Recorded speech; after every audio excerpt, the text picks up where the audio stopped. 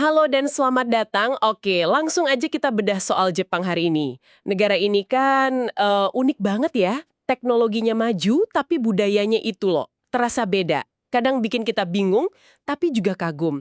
Nah, dari materi sumber yang Anda berikan, khususnya sorotan dari bab 8 buku Upheaval, itu ada pertanyaan besar nih. Gimana sih masa depan Jepang? Jadi, misi kita kali ini mau coba gali kekuatan dasarnya, tantangan berat yang lagi dihadapi, dan gimana kerangka analisis krisis dari buku itu bisa bantu kita lihat potensi jalan ke depannya. Oke, mari kita mulai bedah ini. Tentu, penting banget buat kita diingat posisi unik Jepang ini. Kayak yang tertulis di catatan Anda, Jepang itu kan negara non-Eropa pertama yang, langsung ngejar standar hidup dan teknologi barat setelah restorasi Meiji dulu. Itu perubahan gede banget. Tapi yang keren, mereka tetap bisa pertahanin banyak banget ciri khas budayanya. Sumber Anda bahkan pakai istilah mozaik gitu ya, buat gambarin gimana yang lama sama yang baru ini jalan bareng, walau kadang mungkin nggak selalu pas.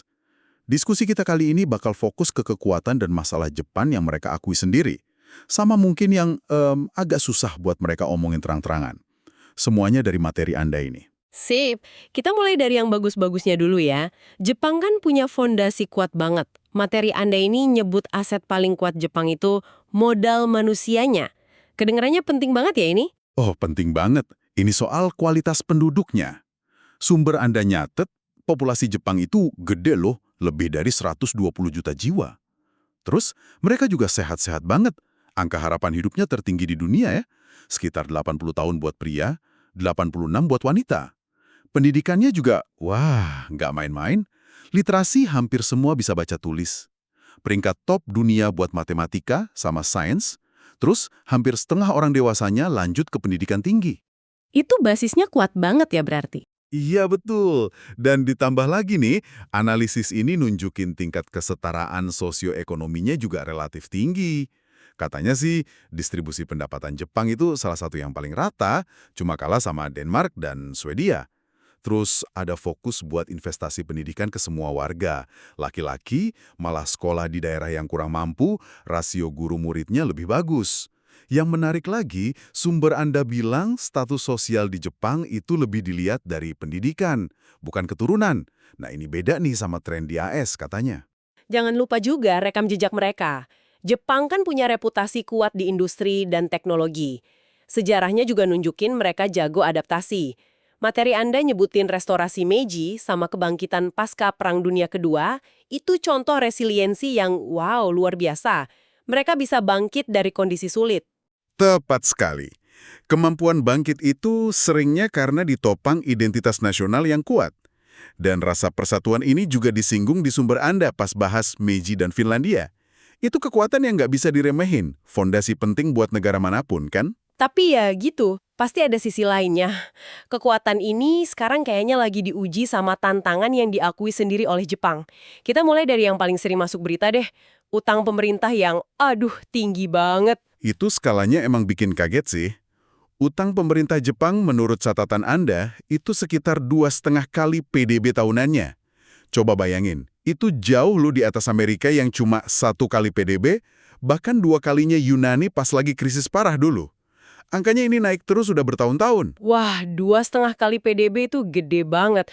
Terus, siapa yang nanggung beban segitu gedenya? Ini jadi masalah sendiri nggak sih? Negeri, sama warga Jepang sendiri, terutama generasi tua lewat obligasi pemerintah atau dana pensiun gitu. Bayarnya, ya jelas jadi beban pajak generasi muda yang jumlahnya makin dikit. Ini nih yang disebut materi Anda konflik antar generasi dan hipotek masa depan. Solusinya gimana ya? Susah banget. Secara politik mau naikin pajak, potong belanja, kurangin pensiun, itu semua belum ada kesepakatan nasionalnya.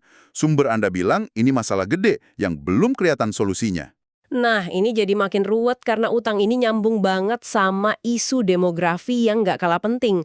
Peran perempuan yang belum maksimal, angka kelahiran yang turun drastis, plus populasi yang makin tua dan makin nyusut. Ya, semua saling terkait kayak dijelasin di analisis Anda. Peran perempuan itu dilihat sebagai isu mendasar, potensi besar yang belum sepenuhnya keluar karena ada hambatan buat kerja. Ini ngaruh langsung ke angka kelahiran yang turun terus, jauh di bawah angka yang dibutuhin buat gantiin populasi, ditambah lagi orang yang nikah juga makin dikit. Akibatnya udah kelihatan jelas dong ya. Jelas banget, populasi Jepang nyusut. Sensus 2015 yang dikutip sumber Anda itu nunjukin penurunan hampir 1 juta jiwa cuma dalam 5 tahun. Prediksinya lebih serem lagi, populasi bisa turun jadi 80 juta di 2060 nanti. Barengan sama itu, penduduknya menua cepat banget, yang muda makin dikit, yang tua makin banyak. Implikasinya ke ekonomi serius banget. Angkatan kerja makin kecil, basis pajak turun, sementara beban buat jaminan sosial sama kesehatan naik terus. Ironisnya, modal manusia yang tadi jadi kekuatan, sekarang malah terancam sama dinamika ini. Tapi ada sudut pandang menarik dari penulis buku Upheaval di materi Anda. Dia bilang penurunan populasi bisa jadi untung karena ngurangin tekanan ke sumber daya. Tapi kayaknya Jepang sendiri nggak lihat gitu ya. Nah, persepsi di dalam negeri itu penting banget. Walaupun ada argumen logis soal potensi untungnya, secara politik dan sosial di Jepang, penurunan populasi ini dilihatnya sebagai krisis yang serius banget. Ini nunjukin ada beda pandangan antara analisis luar sama perasaan di dalam negeri. Ini bawa kita ke titik yang menurut analisis Anda lebih susah buat Jepang hadapi secara jujur. Isu imigrasi. Jepang kan bangga banget sama homogenitasnya, tapi apa ini malah jadi penghalang ya? Ini poin kritis di materi Anda. Jepang disebut sebagai negara maju atau padat penduduk yang paling homogen sedunia. Secara sejarah, mereka emang nggak terlalu terbuka sama imigran. Angkanya ngomong sendiri. Menurut sumber Anda, persentase populasi imigran cuma 1,9%. Bandingin coba sama 28% di Australia atau 14% di AS. Tingkat nerima pengungsi juga minim banget. Cuma 0,2% dibanding 92% di Swedia. Pekerja asing juga sedikit, sekitar 1,3% dibanding 15% di AS. Terus ada tanda-tanda perubahan nggak? Atau malah makin susah buat orang asing masuk? Sumber Anda malah nyatet sebaliknya, bahkan buat pekerja asing yang ahli sekalipun, dapat izin tinggal permanen atau jadi warga negara itu susah banget. Padahal kan imigrasi sering disebut solusi potensial buat rasio pekerja pensiunan yang nggak seimbang, juga buat kebutuhan tenaga di perawatan anak sama lansia. Tapi Jepang kayaknya cenderung menghindar. Alternatif lain kayak dorong lebih banyak perempuan kerja atau visa pekerja tamu sementara juga belum maksimal. Tanpa ada konsensus nasional, analisis ini ngasih peringatan risiko kelumpuhan. Jadi intinya sih, Jepang kayak kejebak antara kebutuhan ekonomi sama keengganan budaya soal imigrasi ini. Ngomong-ngomong soal isu yang susah dihadapi, materi Anda juga nyorot hubungan yang belum beres sama Tiongkok dan Korea Selatan, yang akarnya tuh di narasi sejarah Perang Dunia II. Iya, hubungan yang kurang baik ini menurut analisis di sumber, akarnya kuat di perbedaan pandangan soal sejarah PDDI. Narasi sejarah di Jepang itu cenderungnya, gimana ya, ngecilin peran agresi negaranya. Lebih nekenin posisi sebagai korban, misalnya bom atom. Bahkan ada penyangkalan atau ngeremehin kekejaman perang kayak pembantaian Nanking, isu wanita penghibur, sama eksperimen biologis Unit 731 itu. Materi Anda ngutip pandangan Lee Kuan Yew dari Singapura soal ini ya? Benar. Lee Kuan Yew kayak yang dikutip bilang Jepang itu belum ngalamin katarsis semacam pembersihan emosional dan pengakuan tulus soal masa lalu. Mereka dianggap enggan minta maaf secara meyakinkan. Ini beda banget sama Jerman pasca perang, yang terang-terangan ngakuin kesalahan era Nazi, masukin itu ke pendidikan sejarah, dan bikin gestur simbolis kuat kayak Kanselir Willy Brandt berlutut di tugu Ghetto Warsawa. Terus dampaknya apa buat Jepang sekarang dan ke depan? Dampaknya ya, ketidakpercayaan sama kebencian yang terus ada dari Tiongkok dan Korea Selatan. Ini bukan cuma soal hubungan diplomatik loh, tapi jadi resiko keamanan beneran. Ingat, dua negara tetangga ini kan kekuatan militer yang lumayan gede. Ini jadi pertanyaan penting, gimana Jepang bisa bangun stabilitas kawasan kalau luka sejarah ini terus dibiarin kebuka?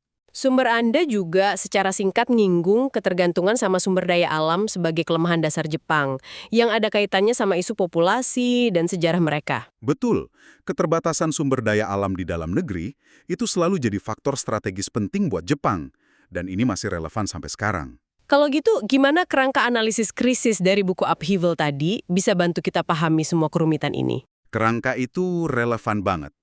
Kalau kita lihat faktor-faktor penentu penyelesaian krisis di buku itu, materi Anda secara jelas nyorot satu faktor kunci yang kayaknya kurang kuat di Jepang sekarang.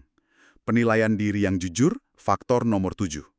Ini kelihatan dari keengganan ngadepin isu imigrasi, susahnya berdamai sama narasi PDII secara utuh, Bahkan mungkin dalam persepsi kaku soal penurunan populasi sebagai bencana total, bukan potensi penyesuaian. Tapi di sisi lain, bukannya kerangka itu juga nekenin pengalaman krisis sebelumnya faktor nomor 8 ya? Kita udah bahas tadi, Jepang punya sejarah sukses ngatasin krisis gede kayak restorasi Meiji dan pasca PDII. Apa memori kolektif ini nggak bisa jadi modal? Nah, itu pertanyaan krusialnya. Pengalaman masa lalu emang nunjukin kapasitas Jepang buat ngelakuin perubahan selektif, milih secara sadar apa yang perlu diubah, kayak teknologi dan institusi barat di era Meiji, sambil tetap pertahanin inti budayanya. Tantangannya sekarang, bisa nggak Jepang sekali lagi ngumpulin kemauan bersama buat ngelakuin perubahan selektif yang dibutuhin buat ngatasin utang, demografi, sama imigrasi? Ini butuh konsensus nasional yang kuat buat bangun pagar. Faktor hashtag 3 dari kerangka buku. Maksudnya, nentuin masalahnya apa dengan jelas dan fokus cari solusi, biar nggak kejebak lumpuh gara-gara debat nggak habis-habis. Jadi intinya apa nih? Kita lihat Jepang punya aset modal manusia yang hebat dan sejarah resiliensi yang udah terbukti. Tapi di saat yang sama mereka dihantam tantangan gede banget yang saling terkait. Utang, demografi, beban sejarah di hubungan luar negeri, sama ketergantungan sumber daya. Temuan kunci dari analisis materi Anda ini kayaknya soal pentingnya penilaian diri yang jujur sebagai rintangan utama yang harus dilewatin Jepang sekarang. Sebagai penutup, mari kita pikirkan ini. Mengingat rekam jejak Jepang dalam melakukan transformasi selektif yang radikal di masa lalu, mampukah mereka sekali lagi mengerahkan kemauan kolektif untuk perubahan serupa? Terutama ketika perubahan itu menyentuh inti identitas nasional dan gagasan tentang homogenitas budaya yang begitu dijunjung tinggi? Ataukah kelumpuhan akibat mandeknya konsensus dan keengganan melakukan penilaian diri yang jujur akan terus menghambat langkah mereka? Masa depan Jepang akan sangat bergantung pada jawaban atas pertanyaan ini. Nah, buat Anda, pendengar kami, dari semua yang kita diskusikan berdasarkan materi Anda hari ini, aspek mana dari teka-teki masa depan Jepang ini yang paling menarik perhatian Anda? Atau bagian mana yang menurut Anda paling krusial untuk dicermati lebih lanjut? Sebuah pertanyaan yang menarik buat direnungkan. Diskusi mendalam kita tentang masa depan Jepang berdasarkan sumber Anda berakhir di sini. Terima kasih sudah menyimak.